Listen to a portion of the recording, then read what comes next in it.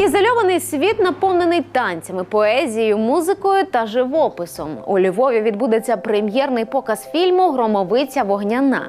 Її життя сповнене рівноваги, допоки на сцені не з'являється директриса. Врешті червона вогняна гармонія і синя блискавична агресія поєднаються у дещо нове. Показ буде благодійним. Усі зібрані кошти підуть на реабілітацію актора заньківчанина Олеся Федорченка, який 15 липня 2018 року на трасі Львів-Мукачево потрапив у страшну ДТП.